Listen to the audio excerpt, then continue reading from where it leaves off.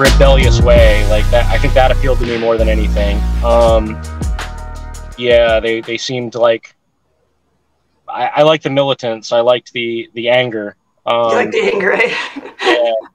So, you know, if I had been approached by a vegan that, you know, maybe came from a different perspective, I don't know if it would have really appealed to me. Right. Okay, so I'm just going to refresh a little bit. So at the age of 16, 17 is when you entered the hardcore punk scene. Right. Now, because I am a newbie, I just hit record. So,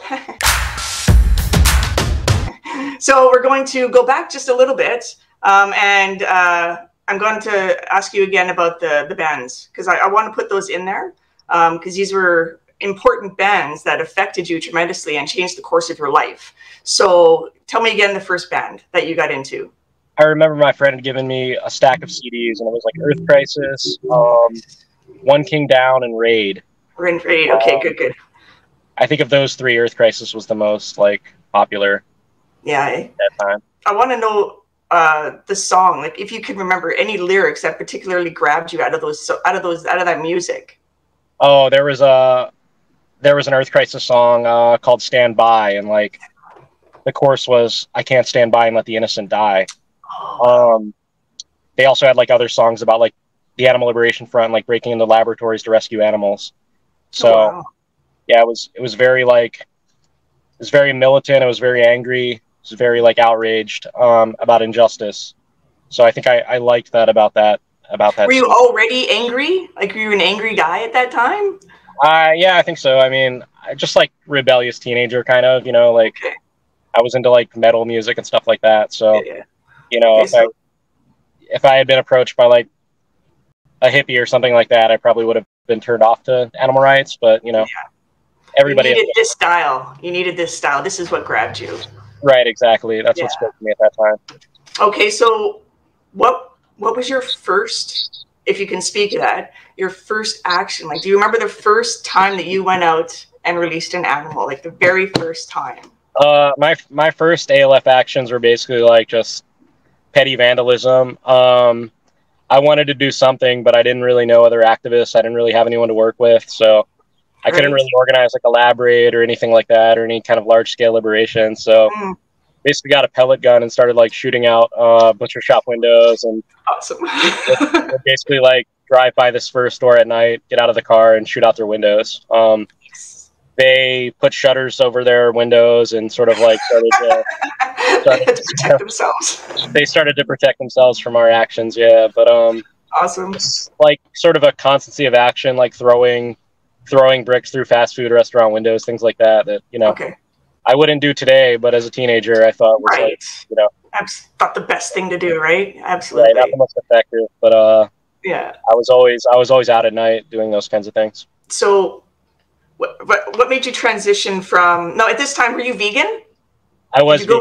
You were vegan at that time. I went vegan when I was about to turn 18. Yeah, so. 18. Okay. And were there any of your friends at that time in the punk group scene that were vegan?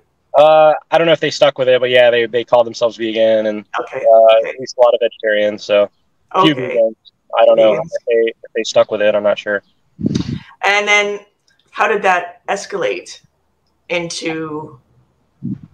Yeah, so I moved out to California when I was 21. That was when I first started like finding a community and finding other vegans, and started working on like above ground campaigns against vivisection. There was like a lot of momentum at the time against the University of California. So there were campaigns in like Los Angeles, and then we started our own campaign in like Berkeley and San Francisco. So we would do like a lot of protests on campus and a lot of home demonstrations outside of the homes of vivisectors. And did you get a lot of support? What's that? Did you get a lot of support when you were doing that? Yeah, the campaign, there was a lot of interest in those campaigns for sure. And then I was combining like the above ground protests with like underground action. So I would do a protest during the day and then go out like later that night and like basically like break vivisectors' windows. So just kind of like trying to put as much pressure on them as possible through a diversity of tactics. Yeah. Were you able to, well, I guess you probably wouldn't want to speak about that, but do you know of any animals that were liberated from those universities? Not that I'm aware of. No, those are. No, There were a lot of ALF raids on laboratories in the University of California system in like the 80s, right. but they've become like more fortified since then. So They're pretty hard to get into. Yeah. Lot harder to get into. For not that it can't happen, but I think That's a lot true. harder practice to get into these days. For sure. So, what about the mink farms then? What attracted you? What brought you into the mink world? Because that seemed to be a big focus for you at one. Like that's your main focus. That's what got you to where you are today. So yeah, I had read a lot about the Animal Liberation Front. There was a campaign going back to the 80s, the late 80s, called Operation Bite Back. That was sort of like the ALF campaign against the fur industry. So I had read a lot about that. But I think a lot of times, like, we read ALF literature and there's this sort of like mystique around the ALF, and you know, my only regret when I actually started visiting fur farms is that I didn't do it sooner, because you know, these places are not like fortified facilities. Most of the fur farms I visited didn't even have a fence. Right. So, I was listening to you on the Liberation Hour, and that's what you were saying. That was one of the biggest things that shocked you when you stepped foot onto that property, right? That they weren't fortified. Totally. So I would basically just walk onto these farms and find just egregious animal cruelty. You know, the stuff I saw on fur farms still haunts me to this day. Yeah, I can only imagine. Well, tell me about that. Can you tell me about the first time? Like, is that stuck in your head? Sure. So my first visit to a fur farm, I kind of just wanted to see the conditions for myself. I wanted to see if it was, you know, what I was hearing was real. So I walked into this fur farm, and it was just, you know, it was awful. Multiple mink in cages, so tiny they couldn't even move, just stacked on top of each other. So it hit me in that moment that I had to do something. So me and my friend just started opening every cage that we could. And in the end, I think we liberated 2,400 mink from that facility. Fabulous. That was your first time. Yeah, we went into all the breeding sheds, and we had basically liberated the entire breeding stock from that facility. Nice. And from what I'm learning is that when you do that, like, you basically shut down that business because they can't order any more mink. Right, exactly. So you cut them down. You've basically closed down that facility. Yeah, totally. Yeah, mink farms have a closed breeding system, so like they can't just get on the phone and order mink from a laboratory or a supplier. So they pretty much have no choice but to what they call pelt out. That's an industry term. Pelt out. Okay. Yeah. And, like, I just can only imagine what that felt like. So when you're standing at that cage and those animals are looking at you in the eyes, and that knowing that you have that power to free that animal, and you did it, like, what was that feeling? Like, I can only imagine that's still with you. Oh, it felt amazing. I mean, it felt like everything I had done up to that point as a vegan just paled in comparison to that one night. You know, like, it was huge for me. I mean, and once I started, you know, I couldn't turn back. I couldn't betray the other animals. You know, I knew there were hundreds of other farms around the country that were, you know, had animals living in the same conditions. So. That first time that you did that, is that what lit that fire to keep going, obviously, and to get in a vehicle and go across country and start liberating animals? Is like, how long after that point did you do that? We were doing that through the summer until the end of the pelting season. So Nice. The pelting season for mink on fur farms is like late November, early December. So our goal after that was to visit as many fur farms as possible and liberate as many animals as we could until we no longer could. So we were either arrested or the pelting season came. So. Right. You knew that you were probably going to get arrested then when you started the journey? Yeah. I mean, it would have been easy to just pull off one raid and stop. I think anybody could do that. Doesn't require a lot of technical skill or sort of criminal prowess or anything. But if you keep going, I felt like it was inevitable that I would get caught. And when I started doing activism, I sort of had that understanding that, you know, if I did what was most effective and what was really calling to me, that eventually I'd probably do jail or prison time. Right. but the impact is more powerful when I think that's what drew I think I read somewhere that you didn't believe that I don't know if you still believe this or not, because this might have been a while ago, that holding a sign was not enough, right? The impact wasn't the same, and obviously it isn't. So is that how you still feel today then? I mean, my feelings on that have changed a little bit with sort of the efficacy of the current anti-fur campaigns, but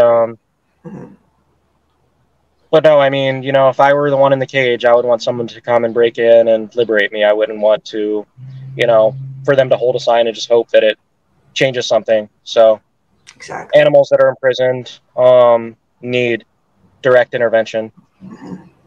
I also read that when you were liberating animals, you were leaving notes behind.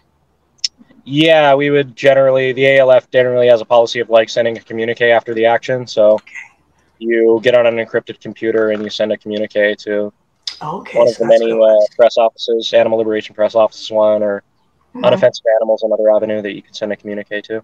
Okay, all right. I wasn't sure what that meant, so I had to clarify that. Okay, yeah. But you're like leaving notes for other people. That's how new I am. Okay, no, that's makes much more sense. So you're across country now, and you're liberating all of these animals. And who are you with at this time? Is it just my friend Nicole at the time. She later became a co-defendant and did prison time as well. Right, right. Now you guys are together and you're traveling across country doing this. What was that like? You have to tell me a little bit about the journey. So are you staying in hotels? Are you staying in your car? Like, what is going on?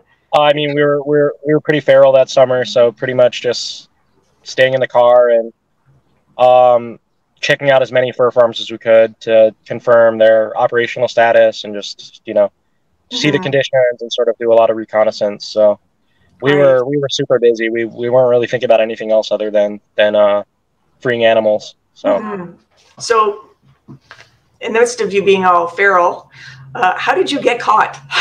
Because they were saying that you did a whole bunch of things besides liberating animals, right? They were saying that you like did a whole bunch of other charges. So you tell me about that. Yeah, there was some sabotage, some economic sabotage that we did on a fur store and some other low-level retail targets. Again, just to pressure them out of the industry. So our arrest didn't come until 2 years later. There was like a major federal investigation. They spent a lot of money, millions of dollars. They had raided my co-defendant's house with a search warrant and found like a couple pairs of bolt cutters and some fur industry literature. So even though they couldn't place us at any one of the farms or charge us with any sort of overt charge, they charged us with one count of conspiracy, which in the U.S. we have conspiracy laws. It just means like two or more people agreeing to commit a crime. Right. So. And they use that quite frequently to charge people, especially activists, with? Yeah, I think it's like a favorite charge by prosecutors. So because the threshold is so low that like they can pretty much charge anyone with anything. So, but how did you get caught? Like, tell me about the moment that you got arrested. So basically the FBI, like 10 FBI agents kicked in the door to my apartment and held guns to my head. Oh my God. Arrested me. You know, I mean, I kind of knew what it was for, but I just kept asking, what am I being charged with? What is this about? They, of course, wouldn't tell me until I saw the judge a few hours later. So Right. So they held you for sure. So how long were you in custody before they released you? I got released on house arrest. So basically the same day. I was later that day. Yeah. That's not so bad. And then the trial was what, a couple of years later? Or? So basically, like, got charged and sort of got indicted, and then filed a few motions and things like that. Then we decided, like, I think 6 or 7 months later, that we should plead guilty. That, you know, we probably could have beat this case. So we pled guilty and took a non-cooperating plea deal, which just means we didn't agree to debrief or cooperate with government. Okay. And the original deal was 6 months for my co-defendant and 24 months for me. Okay. So the judge accepted mine and rejected hers. So she had to continue fighting her case and work out another plea deal, and she ended up getting 21 months in prison. Okay, almost the same time. Yeah. Yeah, exactly. Okay. So now you're in prison. I know that was a huge experience for you. Yeah. I mean, you have to tell me how you were treated first off. Like you go to prison and you have this title because you're labeled a terrorist now, correct? Yeah, for sure. So that's a totally different.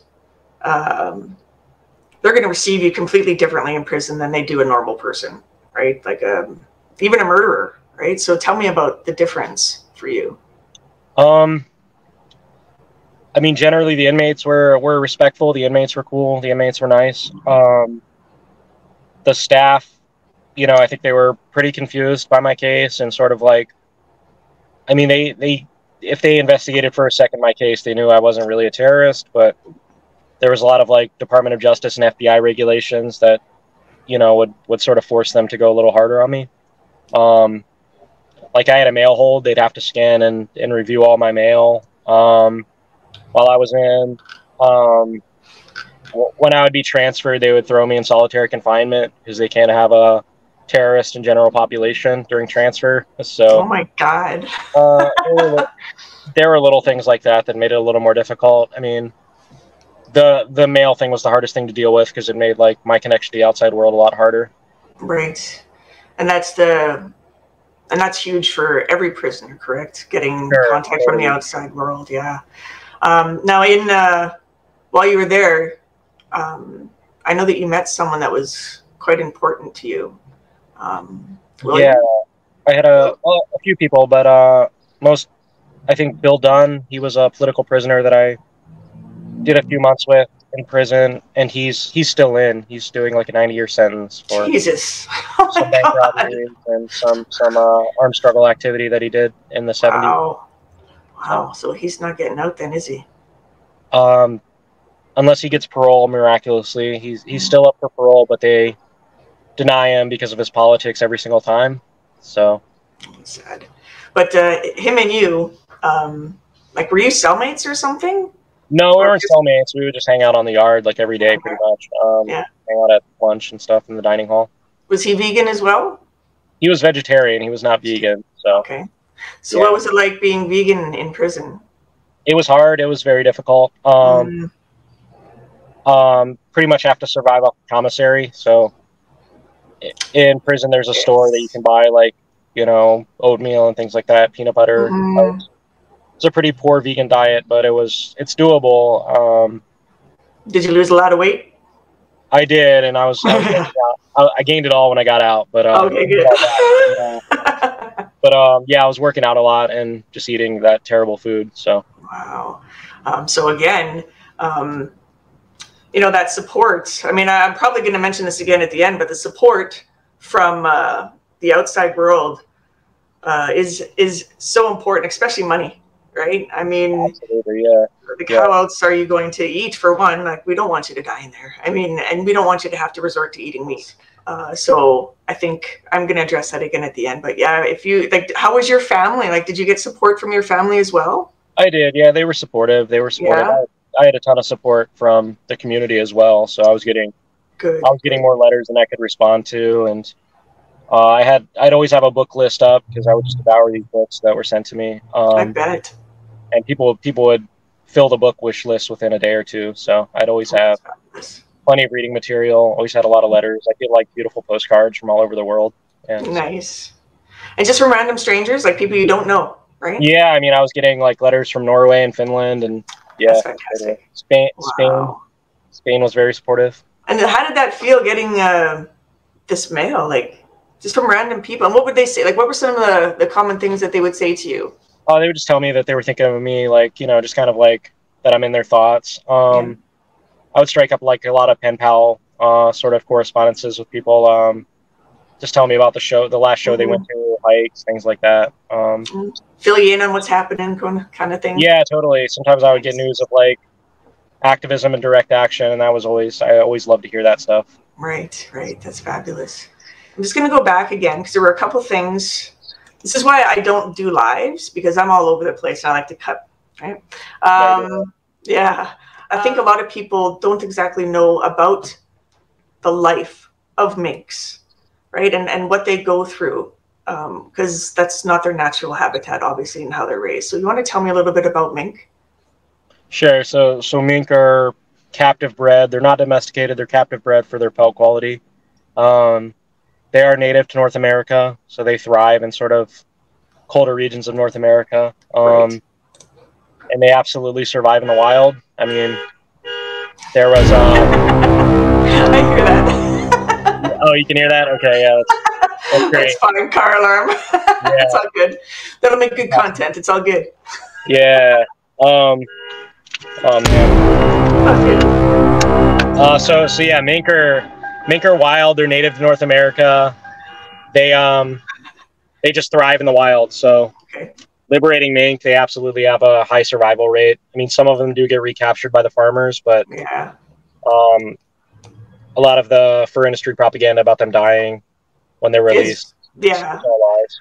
Because honestly, when I first heard about stuff like this, when I became vegan, like when I became vegan and a vegan activist, it was a span of like 2 weeks. So I was immediately an activist. So when I heard of this, releasing mink into the wild, I went back to when I was a kid, right? And my parents, because things like this might have happened as a kid, and I hear them saying, "Oh, they released these minks, they just killed them. They're destroying the environment. They're doing this and they're doing that," right? So I feel differently now, obviously, but I'd like for you to tell me exactly what happens when they're released into the environment, because. So pretty much as soon as they're released, they run away. There was a lot of media that would come out. Yeah, there was a lot of media that would come out in the days afterwards that say like mink were spotted like 5 or 10 miles away the next day. There were some farms we raided that were like right along a body of water, and so the mink would immediately swim away. I remember you mentioning that. Yeah, they had no problem like reacclimating to freedom at all. Yeah, and they don't destroy environments because that's exactly where they're from. They're from North America, right? Absolutely. Yeah. Okay, perfect. So we quashed that one. Let's see. You still hear the horn just a little bit. That's awesome. Oh, right. No, the bobcat. Now that would have been fabulous. Now, did that actually happen? Yeah, so that was a farm in Montana where a single bobcat was held, and we released him. Just in a very, very tough situation. Yeah. Yeah, because there's I'm going to end up putting the entire quote, and it just touched me when I read the whole quote, but the last few lines where we could speculate as to how he had suffered and what he had seen, but we could know with certainty that he deserved a shot at freedom, so he opened his cage and left. Did you write that? I did, yeah. That's awesome. Yeah, I can only imagine looking at that. To me, it would be addicting. Like once I set one animal free, I'd be probably doing the same thing as you're running across country free and all the animals getting arrested. So that's how you get caught. Exactly. Exactly.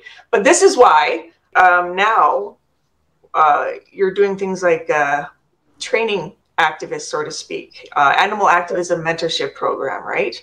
This is where I seen, I believe you for the first time, teaching about security, basically the security culture of being an animal activist. So with that in mind, can you tell me a little bit about what you did in the past that you would do differently now? What you can tell anyway. I think I would have maybe operated in a more sustainable fashion, you know. Essentially, when I was doing ALF raids, I basically felt like, you know, it was on me to sort of almost destroy the fur industry. So I would have operated a little more sustainably. Like I said, if I had just done that one raid and stopped and taken a break, I think anybody could have gotten away with that. Yeah. But I was trying to do everything all at once in a lot of ways. So yeah, it feels overwhelming, doesn't it? Like it just feels like there's just so much to do and so little time. Yeah, the scale of animal suffering can really get overwhelming, I think. So what do you do then? Because I can tell you the type of person that you carry it. Like it's there. Like all the animal suffering is there, right? And you want to liberate as much as you can. So how do you deal with that on an internal basis? How do you cope? I mean, I find the best way to cope is to just continue working against animal abuse. So nowadays I work on a lot of like the CAFT campaigns. So what kind of campaign is that? The Coalition to Abolish the Fur Trade. So we're targeting retailers and designers, and we've achieved like major victories in the past year or two. Right. So like Saks Fifth Avenue, Neiman Marcus, Saint Laurent, Oscar Dolce Gabbana, yeah. Yeah, all these companies going for Moncler. Exactly. Yeah. So you're keeping that momentum going is what you're saying. Yeah, so right now we're working on LVMH and Louis Vuitton. Definitely keep the train going for sure. That's one thing I've been learning from you as I've been, well, stalking you, I guess, because, you know, I'm doing the interview. I have to look you up. Is that's the thing that you're doing is keeping the train going, keep it going, because if you drop it, nothing's going to happen, right? And we've got it's big in Toronto. Like the activists out in Toronto, they're amazing. They've got that campaign going hardcore. So it's out here in Little Hick, Alberta, that we're working on it, right? So it's a little harder with like 5 activists. But you know, so again, with that in mind, what is your advice then on gaining activism or getting activists, like getting the momentum to encourage people to get out there? I know I'm jumping forward, but it's on my head now, so I got to speak it. Yeah, I would just say keep thinking about strategy and sort of stay consistent and stay focused on sort of winnable campaigns. And it doesn't take a large group of people. Like during the Saint Laurent campaign, we were doing disruptions with just 2 or 3 of us. And as soon as we would arrive, they would lock the doors, they would pull the shutters down. Like they just didn't want to hear from us at all. So it doesn't take a giant group of activists to really make a change and make a difference. So. Right. Yeah, I've been with like 2 or 3 myself. I think even the Louis Vuitton, there was 3 of us. But you know, we got security to escort us out. So we made an impact. I had my blowhorn. Right. For sure. But, and yeah. Every time there's one of these disruptions, the manager has to call corporate and explain what happened. I didn't know that. I did not know that. They'll hear about it and they'll take note of it. Yeah. Okay, so that's good to know. Because sometimes, like especially when you only have 3 people at an event, you're like, am I making an impact? Right, with my sign, what am I doing? Like, obviously, it's not the same as releasing animals, but again, I don't have that connection. Like, I don't have that availability. So, what's at my disposable rate now is being with the sign and making that impact and trying to affect their business, like you say. I guess I've answered my own question and you've helped me answer. It doesn't matter about the amount of people that we have. It's for sure. It's how you do it. Is the strategy. Anyway, it's just me. I've only seen one truck come by.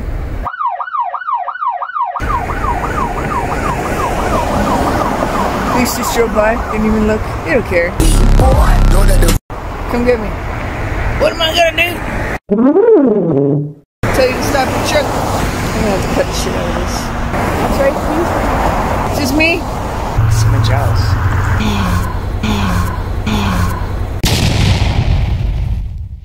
Right. Okay, Absolutely. Yeah. It's more about the campaign model and the strategy than about numbers, I think. Yeah. Mm-hmm. Okay, so you're in prison. Talked a little bit about how you got through prison. A lot of books, making some good connections with some people in there. And do you still talk to Bill? I do, yeah. From time to time, I'll write him. I just put some money on his commissary the other day. So nice. Yeah. And Marius Mason. Marius Mason is in. That's not someone that I write to, but yeah, he's okay. You do know about him, though, yeah. I think he's got 4.5 or 5 years left. So. Oh wow. And as well with Marius Mason, he's transitioned in prison, correct? Correct. Yeah. To a man. Yeah, I believe he's the first trans man to transition while That's fabulous. Wow. Okay. I'm sorry. I had to put that out there. Clarify. I do have a really bad jaw problem, so if it looks like I'm not speaking or I'm slurring, I am not drunk. Okay, my jaw does not move very well. Okay. All right. So being vegan in prisoner sucked. It's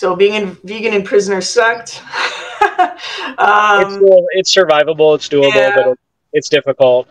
Takes a lot of basically stamps are currency in prison, so you can basically trade stamps for anything. So. Oh, okay. They'd have tofu in prison. You could basically buy tofu through a couple books of stamps or something. Yeah. So like, but you couldn't like cook the tofu or anything, could you? Like, they have ways of cooking. Yeah, they you figure it out. Yeah, they figured it out. And I knew a guy who worked in the kitchen, so he'd smuggle like a lot of peanut butter out of the kitchen for me. So very nice, very nice. That's good. Yeah. So you never really felt, or did you, unsafe? Did you ever feel unsafe in prison? I had a couple situations that could have gone bad, but no, I mean generally the inmates are respectful, and they just want to see that you're not like a snitch or a sex offender. That's basically the things they're looking for. That's the shit they care about. Yeah. Okay. So other than that, they pretty much leave you alone and let you do your own thing. Okay. So now you have served your time. You're out in the community. How did the community surround you and support you when you were released from prison? Oh, I mean, yeah, they were great. They were great throughout my time in prison and when I got out. So yeah. When were you released? Let's talk about that. Was 2000 I got out in 2018, early 2018. Okay, so 4 years. That's not a lot of time, 4 years. Right. So in that 4 years, what have you been doing? I was on probation for a couple of years, so I was just like working and sort of taking a break from activism. Got off probation in 2020 and just kind of jumped right back into some of the anti-fur campaigning that's been happening. I've been doing a lot of that. I've worked pretty hard on that stuff. So okay, and I heard you got arrested recently doing for Louis Vuitton. I got arrested at Saint Laurent like last September. Still dealing with that. I don't know what's going to happen with that. And then I had an arrest at Louis Vuitton a few months ago. So it's like they know that it's you, though, right? Like as soon as they punch you up, they're probably going to arrest you. Yeah, they've all been really petty charges, but I think the idea is just to stop the activism and sort of like delay us and make us way through the court system. Silly cops thinking they're going to delay us. I think out here, like I'm so intrigued with getting involved in stuff like this. So if people were wanting to learn more about this sort of action, where would you tell them to go? About the anti-fur campaigns? Well, and the ALF and all that sort of things. Like, what would you recommend? Like, they'd go to do research about first. So cafusa.org is one site you can learn about the current like anti-fur campaigns, and that'll have a lot of information on the sort of anti-fur campaigns that are happening. They're also on Instagram. Same thing, CAFUSA. Okay. The Animal Liberation Press Office is a great resource for learning about like the Animal Liberation Front and sort of like the actions they've been taking. So. And are you not a press officer with the ALF? I am. Yeah, I'm a press officer. Yeah, correct. Yeah. And when did you get this position? Just earlier this year. Yeah. Yeah. And what do you do in this position? Like, is it all about doing media, like going around and promoting?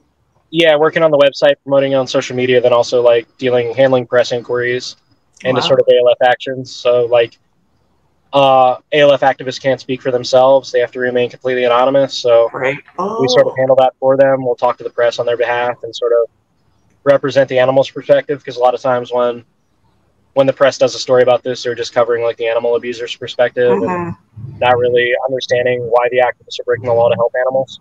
Well, yeah, they try to make the activists look bad. They don't even mention the animals. Yeah. So that's like a perfect job for you. I can't continue to do underground action because I was caught. So generally, when you're caught as an underground activist, your days underground are over. So I find that it's rewarding to just be able to speak about the ALF to the press. Yeah. How does that feel now? Like after all of this time, all of the effort that you've put in to animal liberation and everything that you've accomplished in the past, it's all landed you here. It doesn't feel like it's it for you, right? Like, do you feel like this is just like a stepping for something bigger for you, or is this just perfect right now for you?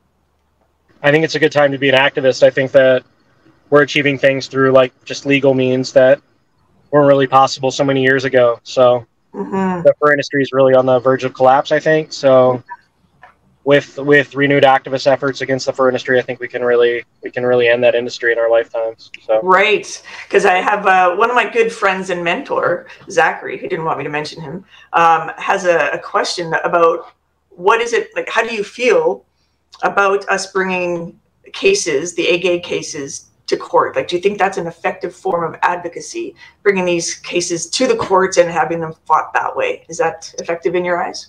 Specifically, like the AGAG challenges? Yes. Yeah, I think that's useful. A lot of them have been getting overturned in the U.S. So, yeah, Texas, Utah, a lot of these states have overturned their AGAG laws. So, okay, good. I think that's a great way. Legal challenges, yeah. Yeah, I don't think that's happened here yet. We've got a couple that are stopping us from doing our thing, and they're in the courts right now, but I don't think any has been overturned just yet, unfortunately. Yeah. But that gives us hope. Like, if they're overturned in the States, I mean, it is against the Constitution, so for sure. Eventually, hopefully. I mean, I have so many, I know that I'm going to end this, and I'm going to look through my notes, and they're like, Jesus, I forgot to ask. So I'll end up emailing you or texting you or something like that, okay? It's really important to me to get people active. Like, I have, I've gotten flyers made up. I've got to put them out there and do things like that. But it's so hard to get vegans to go active. And I do you have any advice on how we can do that ourselves as activist groups to promote activism? I mean, just keep putting it out there, keep sharing it on social media and on whatever platforms you can use. And like I said earlier, I mean, we don't necessarily need the numbers. We sort of just need the consistency and the constancy of action. So no, but it's like, it's so nice to have all those people at a protest or a whole bunch of people in front of McDonald's, instead of just 3 of us. Totally, yeah. Right? That's a tough one. I feel like the entire time I've been involved in activism, there's always been that sort of thing. Like, people are more interested in like plant-based food or whatever than getting involved in helping animals. So true. So that's a tough one. Okay, so we just have to basically accept the fact that we're probably going to have small numbers for certain activities. Sure. Yeah. Okay. What I got from you, this was really important to you, so I wanted to talk a little bit about this. My jaw is getting quite sore, but I will. This is important. You are trying to preserve the history of activism, are you not? Yeah, totally. So I have a Patreon page, patreon.com/Joseph Buddenberg. Mm-hmm. And on there, I sort of share like a lot of the forgotten history of the animal rights movement. So, just beautiful life-saving actions that I think that activists deserve to know about. And a lot of it has been just buried, older publications, and sort of like not so much of it is on the internet. So, I share that stuff, everything from like lab raids and fur farm raids to like, effective campaigns of the past. All the stuff that we don't even know about or, that have been hidden, like, and stuff that has been confiscated by the FBI, right? Yeah, a lot of it was lost to like FBI raids. So a lot of those I don't have any of those publications anymore. So. I've seen something on your Facebook that they sent you in order for you to get all those CDs. Tell me about that. Okay, yeah, I have some FBI files that I'm trying to get, and there's about 150,000 pages in my FBI file. It's one of the largest FBI files in history, and they're going to want like $5,000 to get it, and say that it'll take like 30 years to release all the files. Oh my God. So essentially, I'll have to go to court and sue them to get my own surveillance files.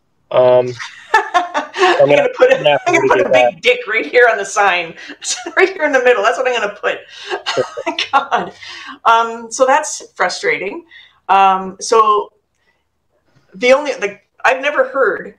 I think this is just a brilliant idea of preserving the history. I think all activists should subscribe to your Patreon, if not just to get that, especially if they want to be activists and they got to know about stuff that has already happened.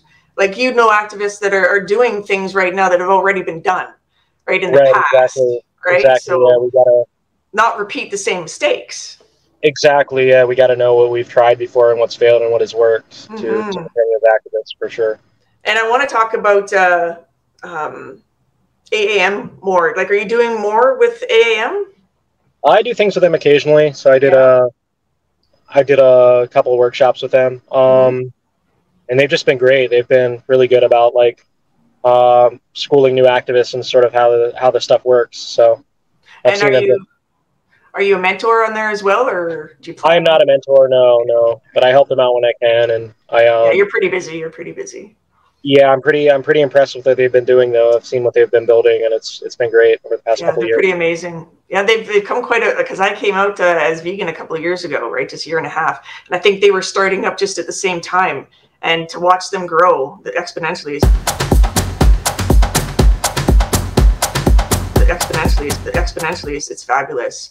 I think they're going to go far. They're going to go far, helping out. One thing that they do that I really like is like activist gatherings. So they'll do every month or so. They'll do a activist gathering in different parts of the country and sort of get activists together and meet face to face and build that community and get them working on similar campaigns. Yeah, and I think we've been talking about doing collaborative campaigns around. So like when one group is doing an action at a Louis Vuitton, well then let's have everybody else do the same action, or like kind of follow suit and increase the pressure that way. So that's cool. Is there anything that you'd want to say to new people coming out into activism? Any words of advice? I would just say think about what's effective, think about what's most think about what your strengths are and how you can leverage those strengths. How would you tell a new activist coming in that you're going to see some shit? I think community is important for that. I think finding like-minded people who can sort of, help you cope is important.